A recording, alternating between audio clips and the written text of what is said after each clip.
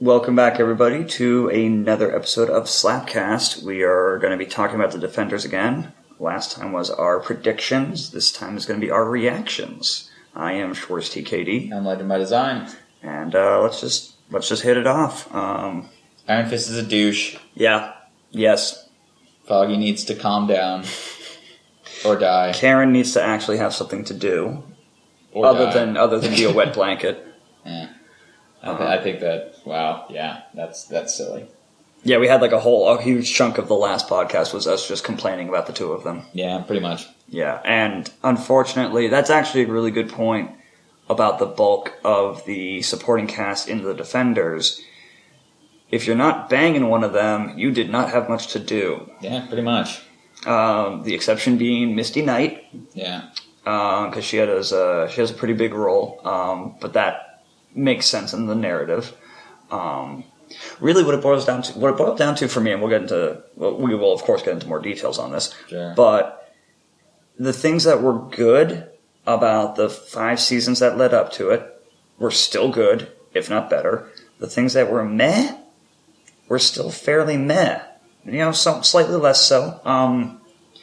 Like I said in the Iron Fist podcast and in the last one, Finn Jones was much better in this than he was as a solo lead in Iron Fist. Yeah, that was interesting to see for sure. And what was interesting was that even in scenes that he was by himself, he still came off stronger.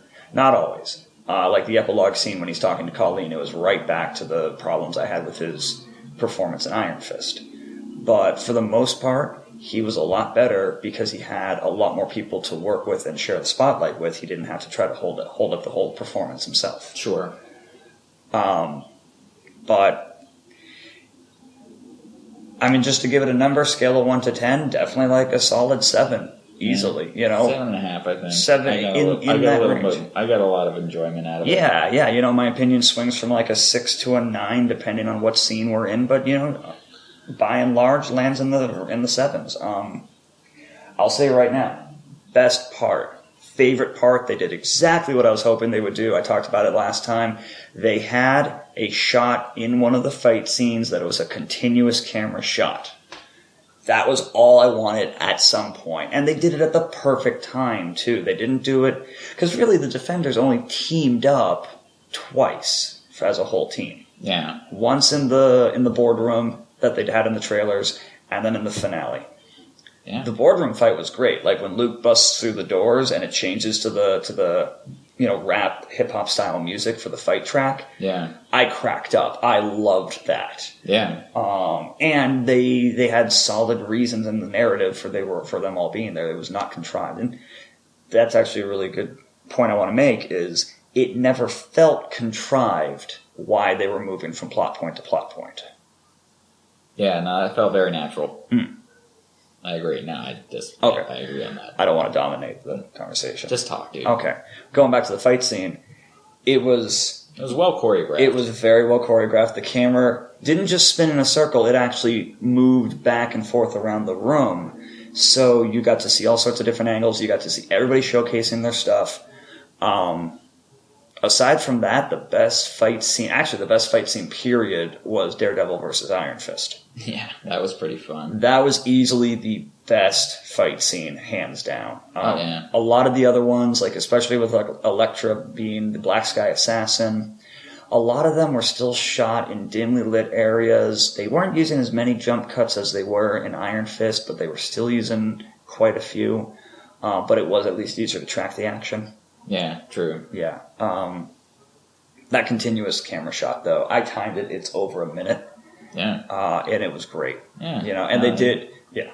They seem to have some kind of formula, and it's working. Yeah.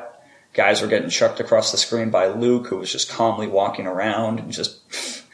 And then you had Danny and Matt doing all their kung fu flips and kicks and shit. Yeah, yeah. And Jessica just smacking bitches. Yeah, I mean, sometimes that's all you got to do is smack some bitches. Yep. That's all I got for like general stuff before I get into more specifics. Yeah, I don't really have any other thoughts other than, I liked it. Mm-hmm. Well choreographed, well written, well acted. Jessica Jones was my favorite part. The whole thing. Luke Cage was pretty cool too.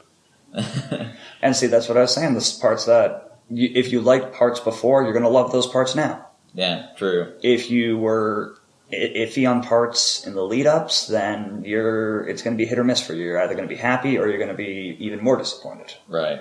Yeah. I'm going to use that to segue. The Hand. I was just bored with them and their internal politics and all that shit. And it's something that has been itching at the back of my mind. I haven't been able to put my finger on it ever since Iron Fist, because in Daredevil, the Hand are this weird shadow ninja cabal thing, and then the Chased Styx crew is just as weird. So you don't really know anything, and that's cool. That keeps the mystique. Sure. In Iron Fist, you learn more about the Hand, and then you learn that there's this other faction of the Hand,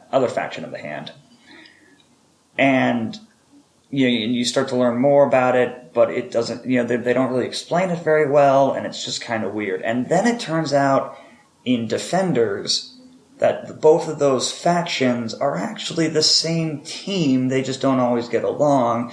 And oh, by the way, they answer to this even higher authority in the form of Sigourney Weaver. But that's where it actually fell apart for me.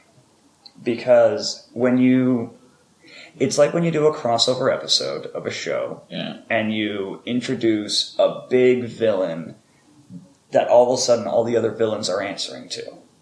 Like, it doesn't make sense. If they've been answering to this person all along, why haven't we heard about them before now?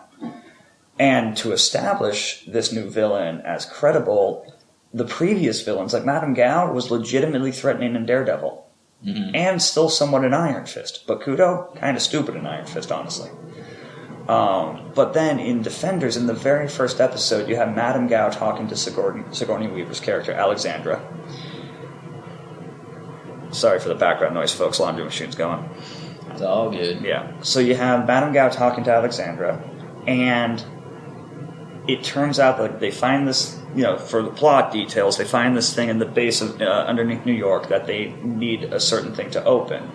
It's like, oh, the Elders of Kunlun sealed this thing. And Madame Gao's like, oh, I wonder what the key could be. Like, really, Gao? How do you not know right away that it's Iron Fist? It literally was a line that they wrote for her character just to give Alexandra an excuse to show how much more she knows than everyone else. It fell flat. It's a common problem when you do this thing by bringing in a new big bad. And it just annoyed me. And then for the rest of the show, no matter how much Sigourney Weaver brought to the table, and she brings a lot to the table, she is a huge talent. No matter how much she brought to the table, I was bored with her. I knew where it was going to go the whole time. I wasn't expecting her to die when she did. That was good, although in the middle of that big villain speech, I was like, this is not going to go well for you. So that's long, rambling, bullshit, petty rant, but that's just where I'm coming from on it. Yeah. I don't think it felt that... I didn't get that, I didn't analyze it that much. I know, it's my thing. I do it for a living, dude. You analyze statistics. I analyze fiction. Everything. All right, fair enough. I only notice these things so much because I have so much fiction background. I consume so much of it that it's hard for me to not spot the tropes when I see them. Alcohol helps a lot. Yeah, but I wasn't watching Defend. Well, no, I did actually watch a few episodes drunk. Yeah. Yeah. And? How'd that go? It went just as well as if I was sober. I don't believe that at all. That's too bad. I just don't know. It's not true. All right. Anyway. It was easier to put aside the nitpicking when I wasn't completely sober. I'll admit that. Yeah, that sounds true. That sounds accurate. Yeah, but I didn't get completely blackout, because I wanted to actually retain it. Yeah, I wanted to actually retain it because I'd be like doing the podcast I kind of don't remember the whole middle because I went through so many six packs. I don't know. No. Back on topic. No. I like this topic. You're only on this topic because we went out last night with everybody. Pretty much. It was awesome. It was awesome. Yeah, I had a great time. Yeah, our entire, for reference for the folks at home, we went out with our entire convention cosplay crew. and then some. That was fun. It was God. There were like over a dozen of us for most of the night. There were at least 10 of us for the most of the night. Yeah, yeah, it was fun. Trickling down as the night progressed. Let's see, John and his girlfriend 4. Us 4. Yeah, but either way, 14. There was just 14 at our peak. Yeah, that was interesting. Yeah, it was a lot of fun to have. I've never been out with that many people. It's fun. Yeah, it was a great time. Yeah. But yeah, back on topic of the Defenders. No. Yes. Okay, fine. Yes, we'll work the other shit in as we do. Whatever. One thing I really liked. Let's talk characters for a minute. Sure. Aside from the characters I already bitched about, one thing I really liked was for Jessica Jones. At the end of her season, it's implied that she's getting right back into investigating because the phone is ringing off the hook, she's got messages, and finally Malcolm picks up the phone. What I really, really liked was that it turns out that didn't happen, and that she's been struggling for the past few months with everything. And that makes way more sense. It's like, end of her show, she snaps Kilgrave's neck, although I'm really curious as to how they're bringing him back in season 2. But yeah, that's interesting. I can't wait to see that. But just sticking with just season 1 at the moment. I really liked, she gets her closure, but she's still dealing with it. Yeah. In the Defenders. That makes way more sense. Yeah. And with the events of the Defenders getting her hooked back into investigating, now she's ready. Yeah, right. Yeah, it took something else. It's like because the whole thing happened. She tried to be a hero, and that's how she got Kilgraved.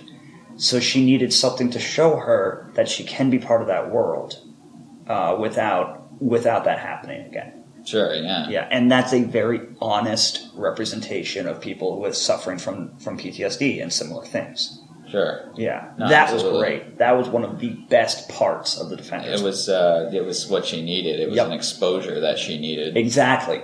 And I think that's a very effective tool when dealing with it. Not very easily dealt with, as I do not have post-traumatic stress disorder, right. So I can't comment as to the specific hurdles you have to jump over. But no, it was definitely and it definitely felt more. It was very organic. Yeah, how that happened. And you had her supporting cast both trying to gently or not so gently push her back into investigating. You had some of them just supporting her while she was waiting. But yeah, that was perfect. She got an experience. She got, as you said, an exposure, and that was what finally let her realize, okay, I can be part of this world. Yeah, you can be part of this world, but if you're alone, there's a better chance of you getting Kilgraved. Yeah, as you so eloquently put it. Yeah, and I think that being a part of this little ragtag group of misfits, like most ragtag groups of misfits, in any kind of storytelling medium, she kind of needed it. Yeah, absolutely. And then on the other side of the fence, you have Murdoch doing everything he can to resist it. Yeah. And I really did like the scene when Foggy gave him all those case files. Kind of like trying to... It really read as, I'm trying to help you deal with your addiction. Okay, yeah. That's how that scene came off to me. Both the language they both used, being like, Foggy saying things like, I know you want to do this, but maybe this will help you. This is the lesser of the two evils for you to devote your addictive behavior to. I even admitted it wasn't a long-term solution. Exactly. Yeah. But it's a start. It's what you can do, and that's how he's helping. Yep. Don't want him to die. He had two great moments where he really stepped back up to the plate for Matt. Yeah, true. Yeah. And the second moment when he brings Matt the Daredevil suit. Yeah. In the police station, true. That also reads the same, because the first time was, okay, let's take your addictive behavior and focus it in this direction as a stopgap. And then the other time was, let's take your addiction and try to get it out of your system once and for all. Sure, yeah. Makes sense. Yeah, again, I mean, that may not be the intended read, but that's definitely a way to view it. Yeah, sure. And then meanwhile, you just got Luke being just like, I'm just going to be over here bulletproof and not dealing with your bullshit. Yeah, I mean, you got to do what you got to do, man. Yep. He just got out of jail again, and he's trying to figure shit out. I like when they drove past when he was on the bus coming into Harlem. They drove past the barbershop. Yeah, Pop's shop. Yep. Yeah, that was great. Great callback to not only his series but the character of Pop that affected him in so many ways. Oh, affected all the audience. Like, I have to remind myself that Pops is only in 3 episodes of Luke Cage? He's not in too many. I question if it's even that many, but he's such an impact on the series. Yeah, he had left a lasting spiritual legacy. Exactly. Not just like scenes where it's his funeral an episode or 2 later, but like I keep thinking that the character lasts longer before his death. I'm just Definitely. Speaking of death, I was laughing the whole time that Foggy and Karen were teary-eyed waiting for Matt to walk through the door. I don't think, even if they hadn't announced... Even if they hadn't announced Season 3? Of Daredevil. Yeah, even if Marvel had not announced Season 3 of Daredevil, I don't think anyone in the audience was convinced for a moment that Matt was dead. No, he's too pivotal, man. Yeah. He's too experienced. He's too... he's pivotal was probably the thing I should have landed on, but... Yeah. He's too essential to the Defenders at this point in the juncture, in the MCU. Yeah. He's too important. Absolutely. Not that he has plot armor, but right. The narrative calls for more. Yeah, exactly. I am curious what they're gonna do in Season 3. Like, did the dragon underneath New York... Oh, by the way, the thing underneath New York is the dragon, and that's how the Hand have stayed immortal. They never really explained that. Well, the thing underneath New York was a portal to the dragon. Well, yeah. Well, no. It was an actual dragon underneath New York, and the Elders of Kunlun had sealed it away, the remains away. Okay. Yeah. Whereas Danny punched a dragon in the heart and gained the Iron Fist. The Hand went a step further and simply killed the dragon and used its body. Yeah, use its bones, use its remains. Right, as the quote-unquote substance that they use to keep themselves immortal. Right. Yeah. Yeah, makes perfect sense. Right. They took it a step further, which was a step too far, and that's how they got exiled. But yeah, so since Matt was right there as the dragon was getting blown up with the rest of the building, are they going to work that into Daredevil Season 3? Is he... I imagine they're going to work that into Daredevil Season 3. Yeah. Like, did he just miraculously survive because maybe Elektra shielded his body somehow because she was super strong and whatnot? Or was it that he got mystically revived and now there's going to be something he has to deal with as fallout from that? Because the Hand always had a huge role in the Daredevil comics. Yeah. So, and that's the other reason why they were kind of meh for me. It was like, they did so little with them other than just random, for the most part, random disposable mooks. Yeah, I mean, that's kind of what the Hand are, usually. Like, they're like foot soldiers and fucking... They were the Foot Clan, and Ninja Turtles. Yeah. Yeah, more or less. It's pretty much. They're just disposable minions. Rule of ninjas, the more ninjas you have, the less effective they are. Huh. I guess that's why Daredevil works so well alone. Yeah. What else we got for it? That's an interesting idea. Oh, it's a whole trope.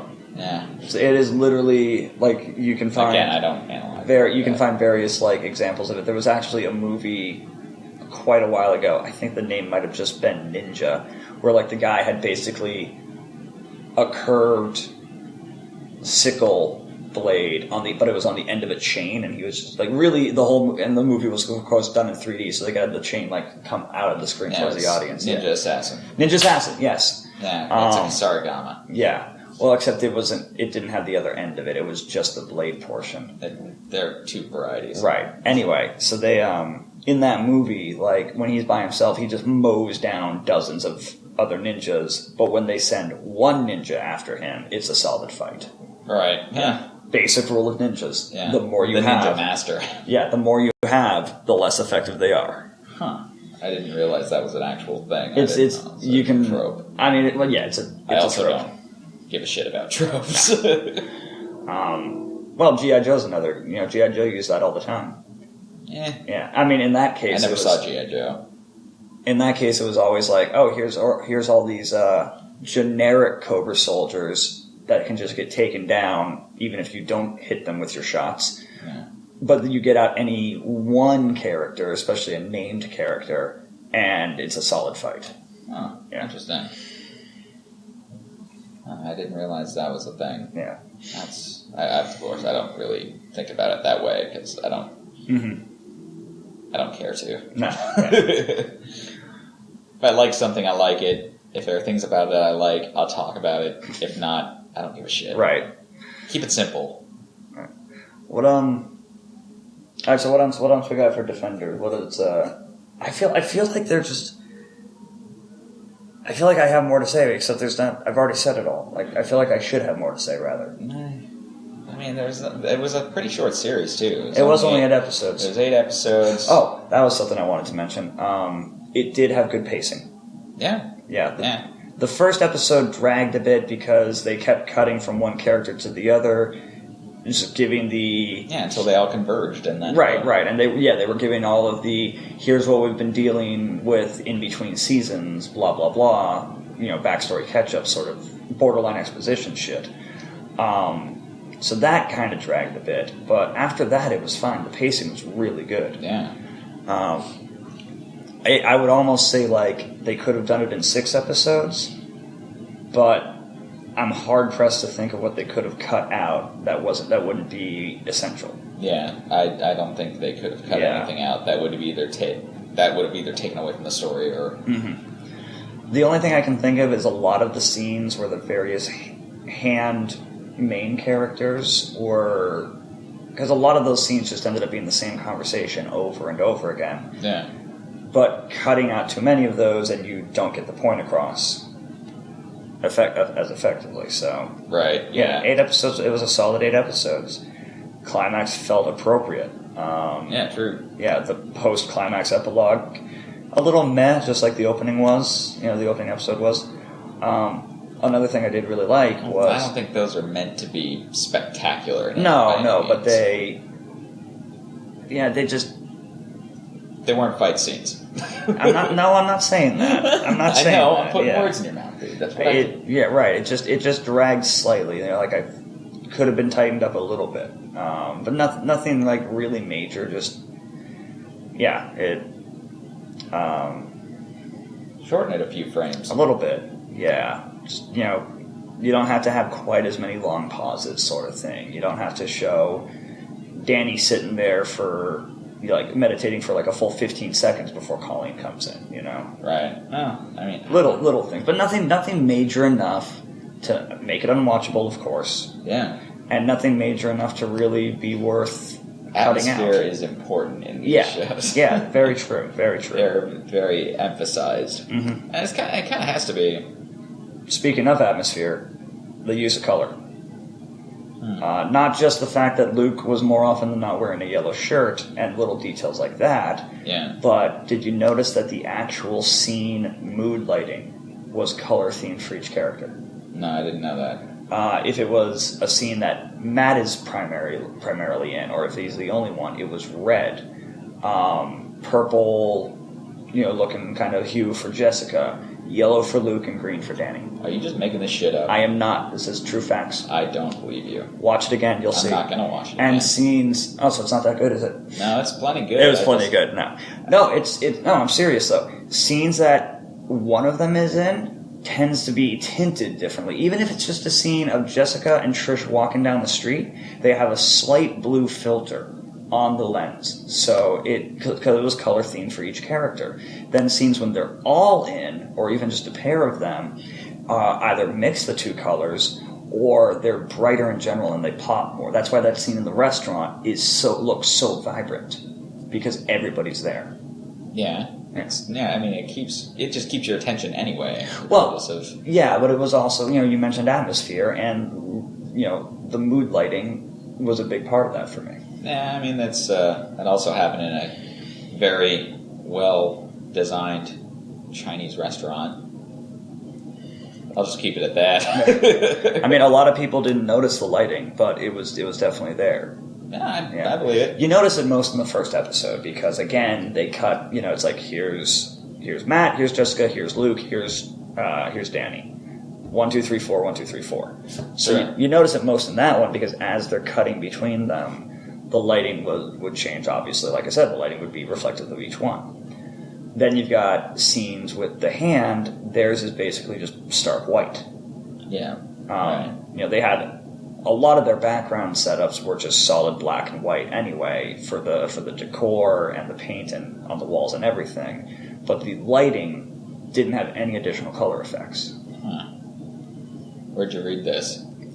I watched it, and then I'm fucking with you, dude. Just come on, relax. I watched it, but then yes, I confirmed it through a few different people. Okay. Yeah. One of them, my favorite reviewer, Movie Bob, he mentions it, and then just various articles on just general reviews of it. A lot of the reviewers have pointed it out because it is a nice artistic touch. Sure. Yeah. Aside from like that fucking fight scene in the climax, it was one of the things I enjoyed the most. Yeah. Yeah. I could definitely see the appeal of that. Yeah. It's a very subtle nuance that helps establish a different each character as their own unique entities. Exactly. Like when Luke comes back to Harlem, you don't quite notice it when he's walking around town, but they make it look like it's an exceptionally bright sunny day because yellow's his color. So there's a lot of yellows and a lot of warm hues. Matt in his apartment getting ready for the case, and then in the courthouse, a lot of red hues tinted, etc., etc. Sure. Yeah. Okay. And then, I lost my train of thought. It'll come back to me if it's important. Color stuff. Well, no, I was going to say something else, but... Other color stuff. No. Okay, I'm just trying to help, dude. All right. You're failing. Yeah, well, I said I'd try. I didn't set out to succeed. Oh, here's something else curious. Wasn't Punisher supposed to be in this? I thought he was going to have a cameo. I don't know. I can't remember. I heard rumors of it happening. I didn't know if he was. I mean, I know actually. It was. There was a trailer for his season, for his series, right after the end credits of the last episode. But, that must be what I was thinking of. Yeah. So I guess he technically made an appearance. But I mean, if it's like just a trailer, not really. If it's a post-credit scene where he's, I don't know. I can't remember. Yeah, that'd be different. Like the one at the end of Doctor Strange where Thor is sitting there as a setup for Ragnarok. Right. Like, that's Thor appearing in Doctor Strange. Sure. If you just, at the end of the credits, you do a trailer like any other movie trailer, yeah, that's not appearing in. That's, here's a trailer. What do you think's going to happen in Thor Ragnarok? A lot of shit, and it's going to be awesome. I can't wait. I cannot fucking wait, man. They're doing another Hulk Thor fight, which people have been wanting ever since the Avengers. Yeah. It's like the Goku Vegeta effect, people want to see these characters beat the shit out of each other again. True. I like how eloquent the Hulk is, that he can actually have a solid conversation. Although I'm curious, there have been some scenes in the trailers where he's back in Banner form. Yeah, that's right. Yeah, so it'll be nice to see both Hulk and Banner. I saw a few behind-the-scenes photos of Mark Ruffalo doing mocap for Hulk. That was pretty funny looking. It's going to be great, and they are such troopers for doing stuff like that so seriously. Well, like in Age of Ultron, Elizabeth Olsen would talk about how she had to look up at the prop that Spader would wear attached to him, so that it was basically just a stick with a globe on the top of it for where Ultron's head and eyes would be. And she had to look up at that while Spader was talking in front of her. And she said it was so hard not to laugh because it basically was just a giant googly-eyed bobblehead. Yeah, right. Huh. Well, I mean, you got to be creative in certain things like that. Yeah. Well, I mean, it's good to give them a reference point because if you don't give your actors a reference point for the CG, they're just going to be staring off into space. Yeah. An example that I can think of is it wasn't really a remake. It was, they filmed it as if it was a prequel to John Carpenter's The Thing. Okay. Now, the original Thing is one of my favorite horror films of all time. Between all the practical effects and everything, it is creepy. It is unnerving. The concept itself is awesome. in the reboot, they did the monster alien entirely with CGI. Huh. And they didn't, I don't think they gave the actors a single reference frame to work with. An example is at one point, because the whole thing with the alien is that each part of it is a fully functioning organism. Fully functioning organism.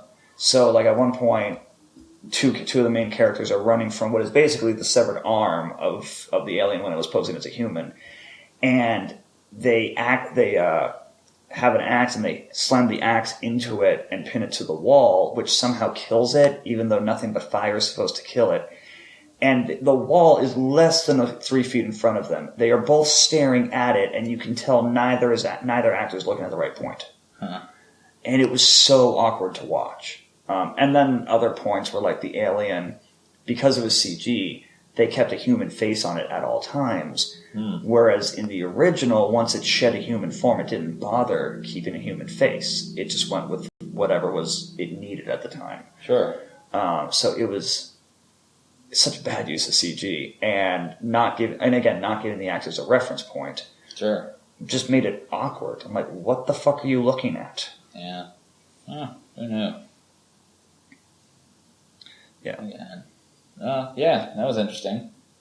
And then...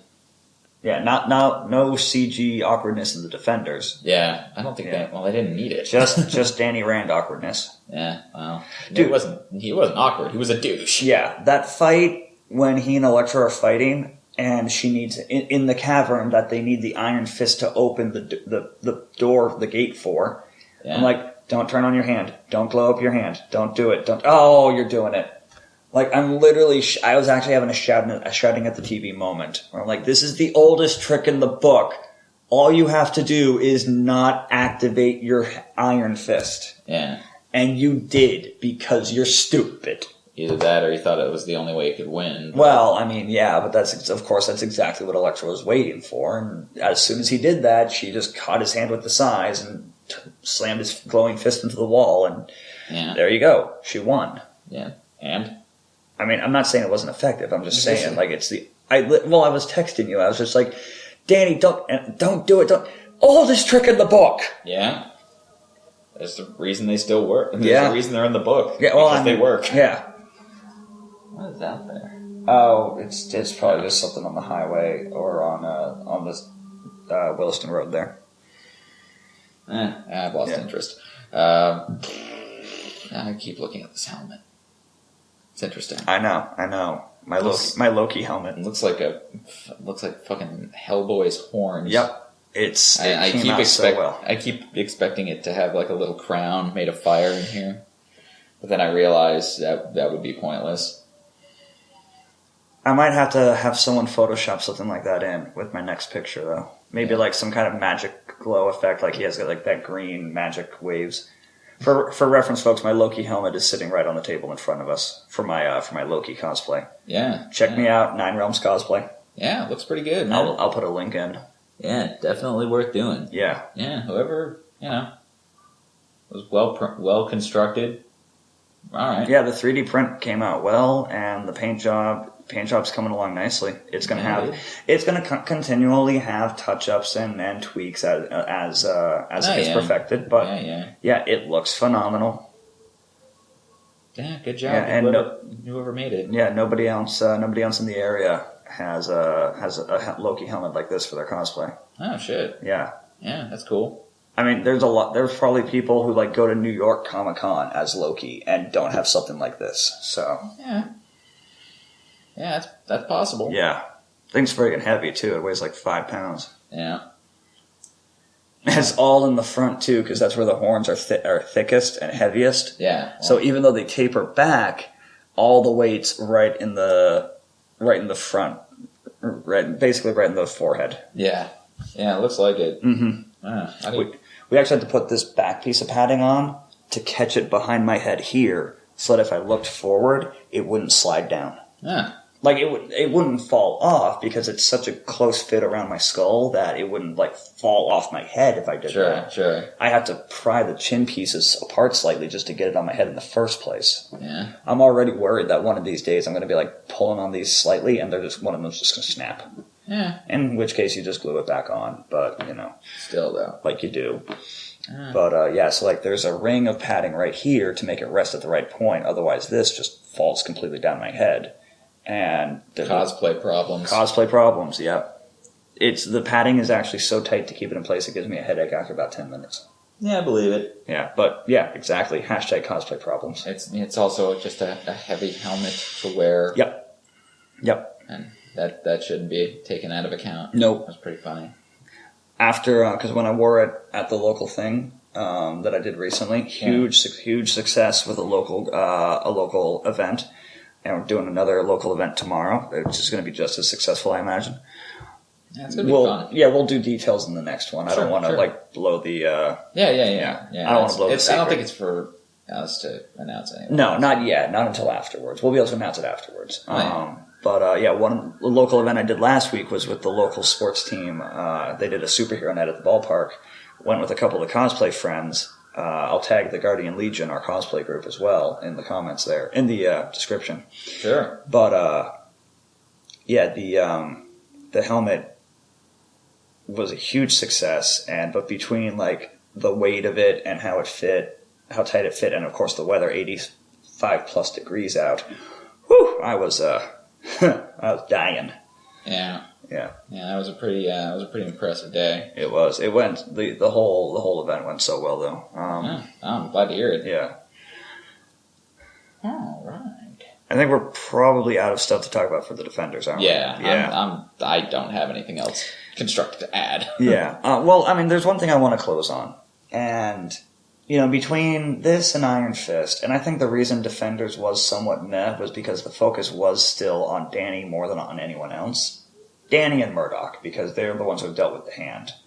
But a lot of the plot focus was on Danny, because the Hand needed the Iron Fist to open the Walt Gate and blah, blah, blah, blah, blah. That's the most powerful weapon in New York at the moment. Yeah.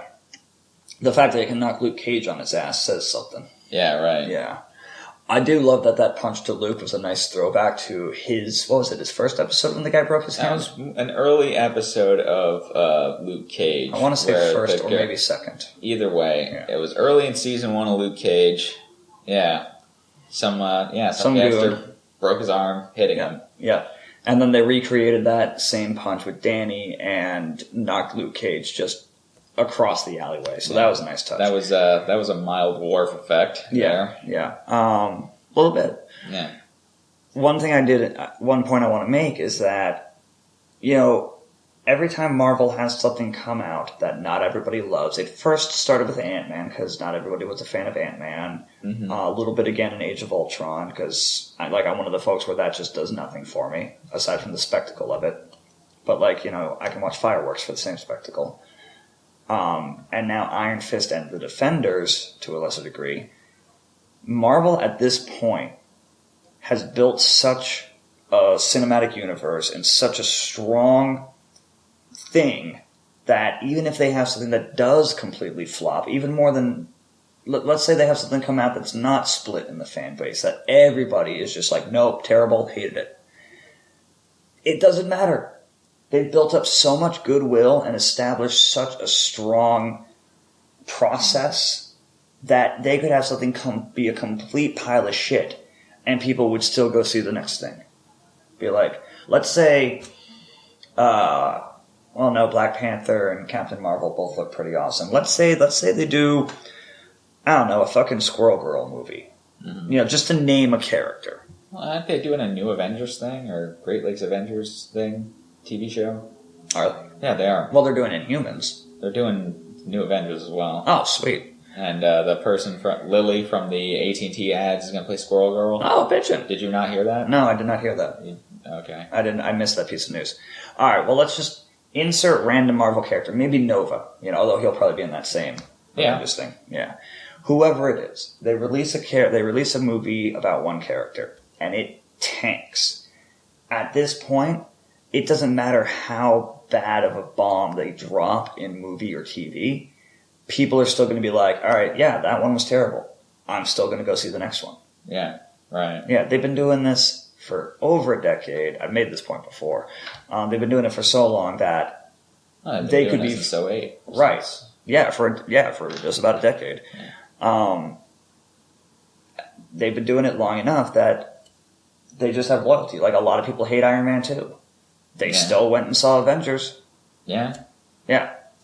So, yeah, that's the thing. They are successful enough at their business model that it doesn't matter how poorly something's received. They're still going to do a second round of Defenders after the next few individual seasons. Have they announced that? Yeah, I didn't see anything. No, but I'm sure it's going to happen. Okay. I mean, barring any changes with Disney pulling out of the Netflix partnership, but let's just assume that they keep doing stuff on Netflix. Give it a few individual seasons, they'll do another Defenders. I think everything that's currently there will stay there. That'd be my hope. But I don't think. But since it was announced that Disney is launching their own streaming service, that I think there's going to be quite a bit. I know all their movies are going to be pulled off. Pulled off of Netflix. They're going to pull all their animated movies. They're going to pull all their TV shows, probably. At the very least. But since the Defenders characters, which at this point there's 5 of them, counting Punisher. Yeah. Those are Netflix originals. So either Disney's going to finish and then just end them and move on, or they're going to pull out, but much like Fox still having Fantastic Four, Netflix is going to be able to keep making seasons for these characters. Sure. But then they wouldn't be able to have Spider-Man come visit because, like, there's been rumors that he might at some point, because he would be in the Disney streaming channel, he wouldn't be allowed in the Netflix streaming channel. Yeah. That said, I'm going to keep watching this stuff. I'll watch Iron Man. I'll watch Iron Fist season 2. Even though Iron Fist was my least favorite, I'll still watch the next one. Sure. Yeah. The only one I've really given up on is Agents of S.H.I.E.L.D. Yeah, I honestly didn't really watch much past. A lot of people gave up on Agents of S.H.I.E.L.D. I didn't give up on it. I just didn't get hooked into it. Well, same potato tomato in this case. Close enough. Anyway, and that's also why, like, Marvel is doing the Inhumans now. They're just like, look, Agents of S.H.I.E.L.D. is not doing what we needed it to do. People were not interested in watching a weekly thing where they'd also have to catch the movie right when it came out to be able to avoid spoilers, like the big Hydra reveal. They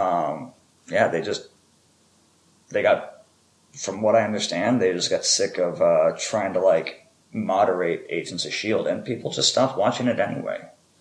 I stopped watching it in season 3. Yeah, I didn't even finish season 1. Yeah. It just kind of fell off my radar. It did. Well, they kept also doing, like, mid-season breaks and shit, and it just got... I didn't start watching it until it was already on Netflix, and I just kind of lost track of it. I was just like, oh, there's another thing I'm watching. All right, yeah, Agent S.H.I.E.L.D. was fine. All right, let's watch something else now. Agent Carter was good. I haven't seen any of Agent Carter. Both seasons were really good. I kind of wish they had been able to continue that, but they canceled that because ratings in season 2 weren't what they wanted. Yeah. It sucks because it was better than Agents of S.H.I.E.L.D. Yeah, well, what are you gonna do? Yeah, that's what happens, man. Yeah. All right. I think that's a good enough point to wrap it up. Sure. Final point. If you haven't already watched Defenders, definitely check it out. Whether you've watched the other seasons leading up to it or not, you don't have to watch them. Not necessarily. There'll be minor spoilers, obviously, but fuck it. Sure. At this point, you've probably already seen those spoilers online. So yeah, probably. Yeah. Plus, I mean, the first season of Daredevil came out in March of 2015. Yeah, so. It's been a little while. So right. Check it out. We'll be back next time with whatever we end up talking about next time. And check us out. Please be kind and give us a like and a subscribe on here and on the main YouTube channel. And you're on SoundCloud. And we're on SoundCloud and iTunes. True. And we've got the links down below for all that stuff, as well as our Facebook pages and the other Facebook pages I mentioned, my cosplay page and the group cosplay page. Yeah. That's all I got. Yep, sound good. All right. Peace out, Internet. Good night. Good night. Good night. Good night. Good night.